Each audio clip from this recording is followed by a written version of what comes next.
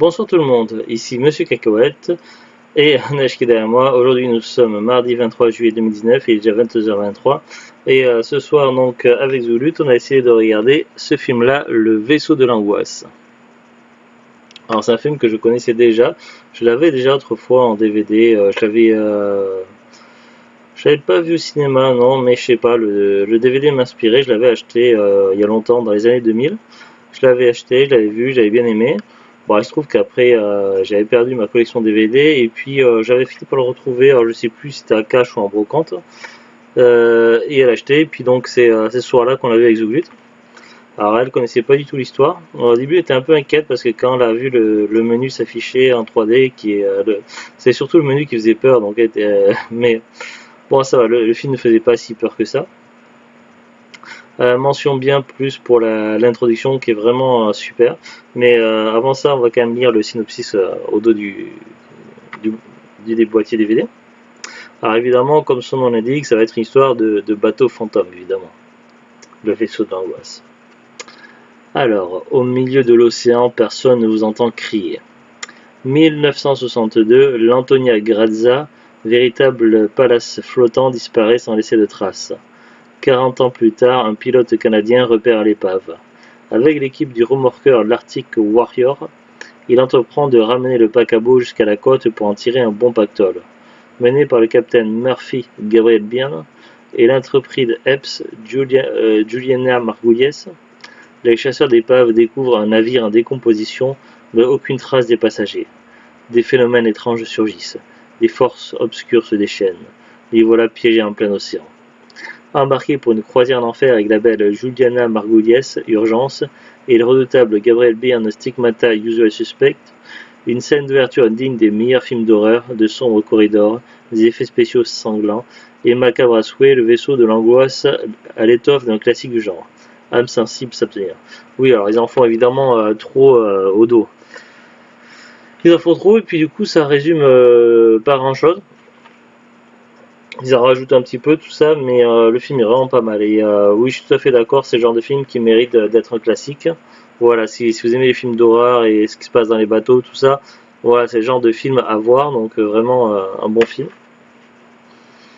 Il n'y a pas vraiment de points négatifs sur ce film-là, non, vraiment bien, avec du suspense, tout ça. Alors, grosso modo, donc, on a une scène d'ouverture avec des passagers, tout ça, sur un paquebot italien.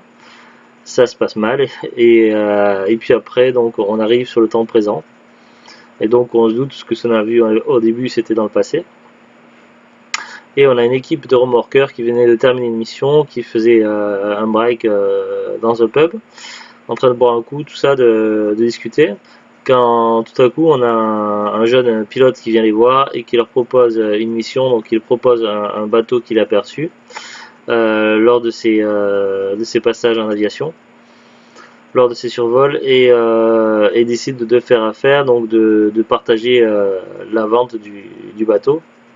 Puisque quand un bateau se trouve dans les eaux, je sais plus comment on dit ça, enfin bref, du coup dans les eaux neutres, ce qui fait que du coup les gens qui trouvent les bateaux, ils peuvent le revendre et se partager. Du coup ça va être l'objectif, c'est d'aller chercher ce bateau. Seulement, et il se trouve qu'ils vont tomber sur le bateau du début du film, le fameux bateau qui a disparu et ça va pas se passer aussi facile que prévu, il va y avoir des soucis. Voilà comment je pourrais résumer sans en dire trop parce c'est le genre de film qu'il faut vraiment pas se faire spoiler donc c'est pour ça que je peux pas trop en dire. Alors apparemment il y a pas mal de bonus mais ça on les a pas regardés. Alors ce DVD comporte également les secrets de l'Antonia Grazza, les effets spéciaux, spécial gore, la création du vaisseau, reportage, clip vidéo, note feeling de Club Reel, balance originale, chapitrage, menu interactif. Voilà, alors maintenant on va aller sur la fiche Wikipédia. Je vais pas lire le synopsis parce que je pense qu'il va trop spoiler. Qu'est-ce que je peux dire? Donc durée 90 minutes, genre horreur. Il est sorti aux États-Unis le 25 octobre 2002, en France le 1er janvier 2003. Au niveau de la distribution, donc on a Juliana Margulies, qui est connue pour Urgence, mais moi j'ai déjà vu dans d'autres trucs. Alors je vais aller sur cette fiche. Alors au cinéma long métrage, Le vaisseau d'angoisse. Non, dans les longs métrages, je n'ai vu que là-dedans. C'est dans la série télé, moi, que j'ai vu dans autre chose. Donc, ah, elle apparaît dans Scrub, ouais, si, je me souviens dans Scrub. Mais c'est dans The Lost Room, voilà. Je l'ai, la mini-série The Lost Room, mais c'est surtout là que j'avais vu. Bon, après, elle est plus connue quand même pour Urgence. On a Gabriel Byrne, Desmond Hayton, Ron Eldar, Isaiah Washington, Karl Urban, Emily Browning, Alex Dimitriade et Francesca Retondini. Accueil. Le film a connu un certain succès commercial rapportant environ 68 349 000 $ au box-office mondial, dont 30 113 000 $ en Amérique du Nord pour un budget de 20 millions. En France, il a réalisé 376 932 entrées.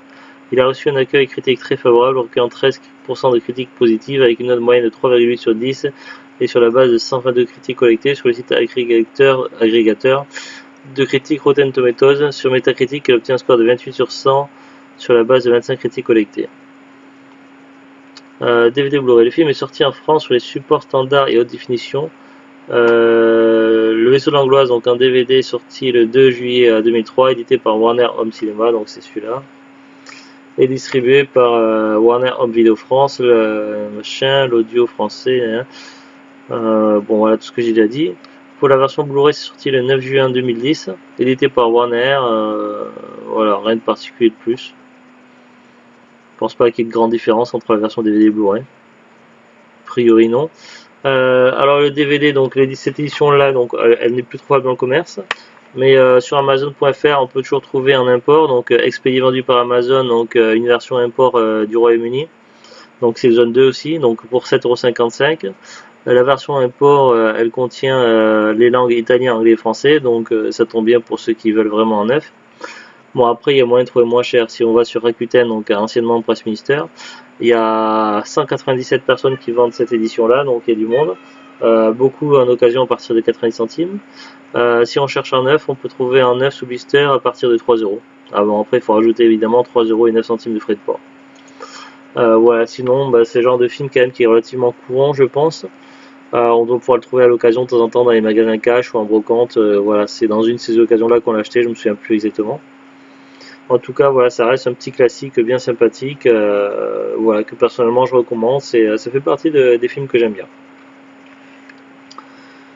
Et que je peux revoir à l'occasion plusieurs fois sans trop de problème. Ce film-là, j'avais déjà vu, je ne sais plus combien de fois, j'avais dû le voir au moins 2 fois, peut-être 3 avant, dans les années 2000, et puis là, donc là, je l'ai revu récemment.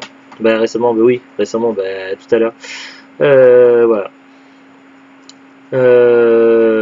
Et puis on a carré qui est miaulé. C'est tout. Allez, sur ce, on vous dit à très bientôt. Bonne soirée et au revoir. Au revoir.